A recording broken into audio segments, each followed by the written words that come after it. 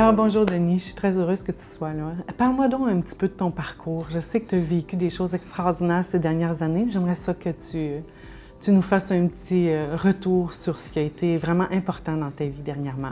La première des choses, bien, c'est sûr que j'ai eu la chance d'être élevé par un entrepreneur, qui est mon père. C'est un homme brillant, puis un inventeur aussi à succès, qui vit très, très bien de ses inventions.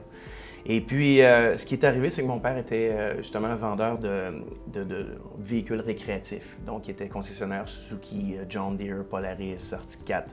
Et puis, donc, moi, c'est sûr que, étant donné que mon père avait son magasin, donc j'ai commencé à apprendre, on pourrait dire, les rudiments de la vente, des négociations, puis j'étais très, très, très jeune. Par la suite, bien sûr, ça m'a amené à penser à avoir mes entreprises très jeunes. Et puis, ensuite de ça, je me suis lancé dans le marketing relationnel pendant plusieurs années. Puis, à chaque fois que je lisais des livres ou j'écoutais des audios, à chaque fois, ils parlaient beaucoup d'avoir de diversification parce que notre portefeuille allait être plus solide. Et qu'est-ce qui est arrivé, c'est que j'ai commencé justement à vouloir me diversifier, à toucher à de l'immobilier, à m'entourer de des bonnes personnes, à toucher à des flips de terrain, à toucher à la bourse, à toucher à de la commercialisation de produits. Et puis, à chaque fois, donc oui, on était capable quand même d'avoir des très beaux succès, qu'est-ce qui arrivait. Et puis, d'être bien diversifié. Mais pour dire qu'est-ce qui arrive comme dernièrement, puis qui est une belle entreprise, puis c'est un beau succès, puis j'en suis vraiment fier, c'est que ça faisait longtemps que je voulais redonner à tout le monde, tu sais, donc donner au suivant. Et puis c'est beau de pouvoir gagner de l'argent, mais c'est encore meilleur de pouvoir impacter la vie de d'autres personnes, de pouvoir les aider à cheminer, tu sais, à aller chercher leur objectif personnel et financier.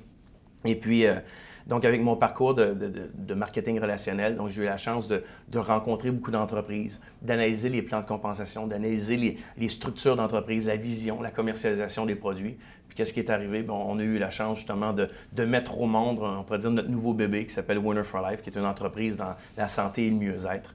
Et puis, cette entreprise connaît une très, très belle croissance en ce moment. Puis, c'est vraiment génial de pouvoir partager une passion avec les gens, mais aussi de les aider à évoluer et d'avoir du succès. Ah, wow! Ben, bravo! Fait que on s'amuse beaucoup. C'est ça qui est important. La notion de plaisir est toujours super importante. Puis on n'a pas le temps de s'ennuyer. Ça, c'est certain. Le temps file.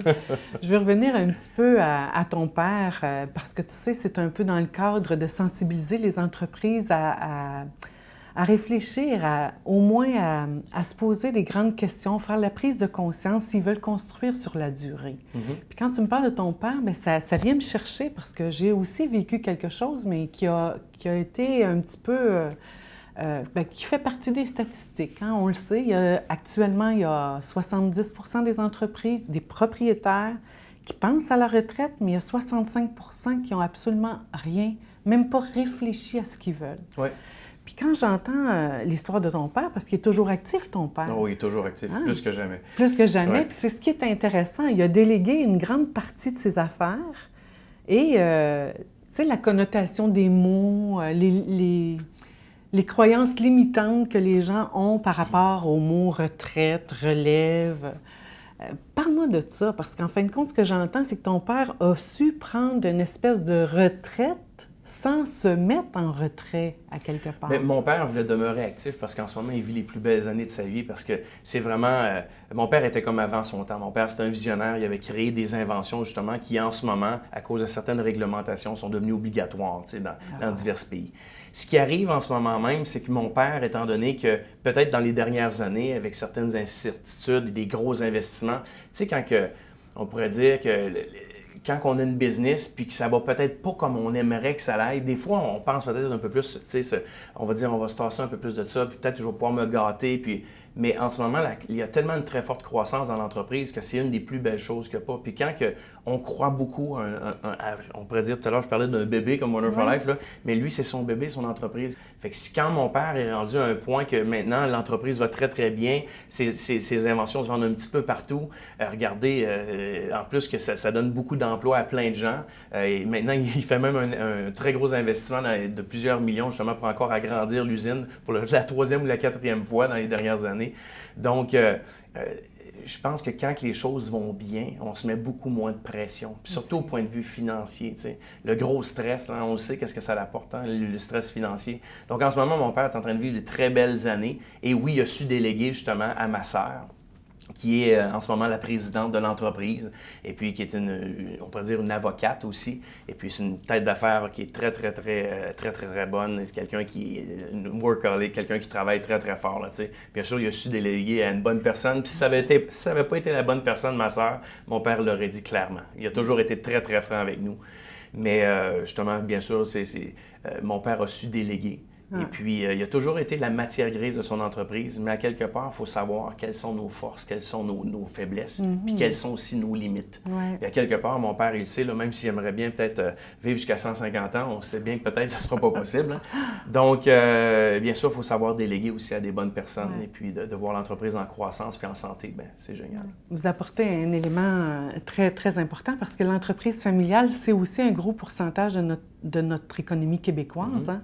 Puis quand que j'entends que mon père aurait été très franc, puis que si ta sœur n'avait pas été la bonne personne, il l'aurait nommé, il l'aurait dit. Oui. C'est souvent le grand défi aujourd'hui pour les hommes d'affaires, hommes et femmes d'affaires aussi de plus en plus, de se dire les vraies choses par rapport à ça, parce que effectivement, bien s'entourer, c'est la clé. C'est la clé, bien sûr. C'est difficile de dire que ça ne va pas. Je dis souvent dans mes conférences qu'on doit trouver justement nos super-héros. Ouais. Trouver les bonnes personnes qui sont compétentes, qui vont nous compléter. Si on est 8 ingénieurs et on se lance dans un projet, ça ne fonctionnera pas. Il y a une personne au marketing, il y a une personne qui doit être un peu mieux dans la structure, une personne au point de vue financier. Il y a toujours des personnes qui doivent nous compléter. Et on se doit de trouver ces bonnes personnes-là. Poser des questions aux gens autour de nous pour essayer de les trouver. Puis il ne faut pas se lancer en business avec la première personne qu'on voit venir, vous comprenez? Oui. C'est normal. Ça, c'est une grande erreur que la plupart des gens vont faire. Ils vont trouver des gens, puis des fois, mettons, il va le beau-frère ou la belle-mère, un ami, un cousin, une cousine, un voisin, va arriver avec un projet, puis va dire « Hey, regarde, ça serait le fun, je te parle d'un projet, puis on devrait se lancer ensemble. » C'est pas comme ça que ça fonctionne. Il faut prendre le temps d'analyser, de trouver la bonne personne. Puis est-ce que ces gens-là, justement, ont les compétences et les connaissances, puis l'expérience pour en faire un succès? On se doit de se jumeler avec des bonnes personnes. Puis est-ce que, justement, l'entreprise est vraiment viable? Est-ce qu'il y a du potentiel? Ou sinon, on se fait juste se fier à notre feeling, puis on se dit, hey, en ce moment, c'est excitant, je devrais y aller. Non, jamais prendre ça. C'est important. C'est pas une question d'émotion, avoir du succès.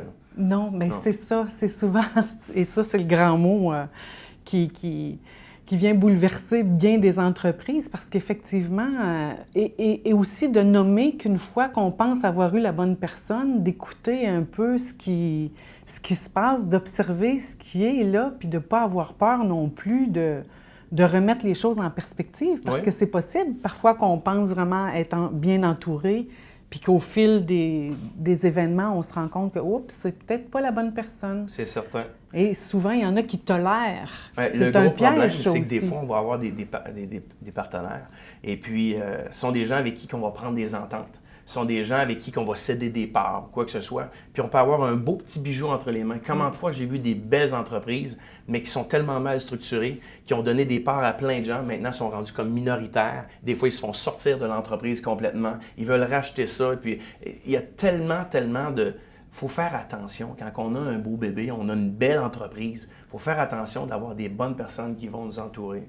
Puis, souvent, quand on parlait tout à l'heure, donc de savoir, de pouvoir, on pourrait dire, comme déléguer à des bonnes personnes. Puis, une chose qui est importante, là, c'est que c'est pas parce qu'on a une entreprise que notre grand-père a cédé à notre père, puis que notre père, justement, veut nous le céder, que c'est un bon timing aussi pour nous.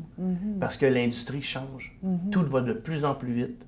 À chaque fois, le marché est en forte croissance, il y a des nouvelles tendances, des nouvelles technologies, les réseaux sociaux. Juste il y a quelques années, il n'y avait pas de Facebook, il n'y avait pas de réseaux sociaux, il n'y avait pas de messages textes, il n'y avait pas d'écran tactile, il n'y avait pas les iPads, il n'y avait pas...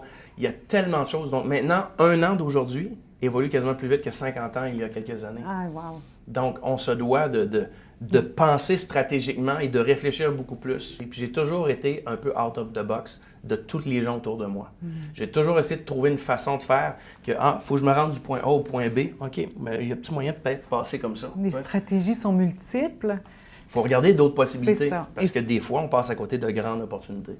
C'est ce que j'entends aussi beaucoup, c'est de ne pas hésiter de remettre en doute ce qu'on pense qu'on sait. Oui. Hein, parce que c'est souvent un des grands pièges de savoir, de penser savoir. Fait que comment comment tu vois ça pour l'entrepreneur qui nous écoute? Quel conseil que tu lui donnerais? La première erreur que les gens font, c'est souvent de ne pas bien s'entourer. Ouais. Donc, on se doit de trouver les bonnes personnes qui ont les connaissances et l'expérience pour en faire un succès. Ensuite de ça, la deuxième des choses, c'est de trouver des produits ou des services ou un marché qui est, bien sûr, qui donne des grandes marges de profit.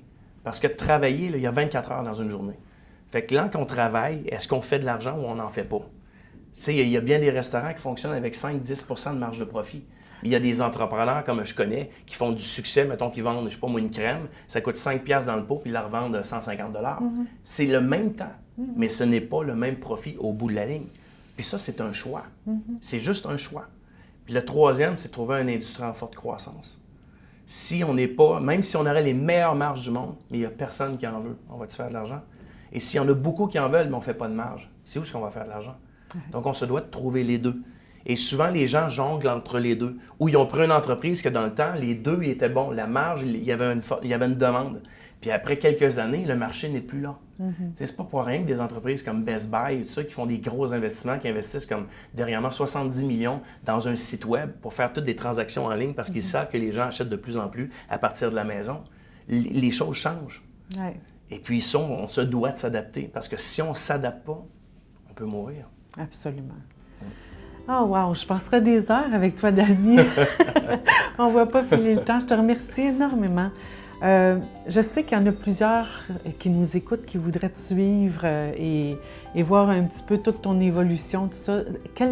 Comment on peut te rejoindre, toi ou tes équipes? La meilleure façon de me rejoindre, c'est vraiment sur mon Facebook. Bien sûr, je suis très occupé. Je manque un petit peu de temps des fois, même mes amis me disent « Danny, je t'ai écrit un message, ça fait comme 15-20 jours, un mois, puis des fois tu m'écris pas. » Je dis « Ouais, excuse-moi, j'ai dit c'est pas parce que je t'aime pas, là. C'est parce que des fois je suis occupé, donc... mais je demande aux gens souvent d'être patients, puis c'est normal, d'habitude ils ont des réponses au capable. Good. Mais je te remercie encore sincèrement. Ça fait grandement C'est plaisir. vraiment Merci beaucoup, un Brigitte. honneur en sachant tout ton emploi du temps que tu sois là. Un grand, grand merci. Merci beaucoup, Brigitte. Bonne journée. Bonne journée.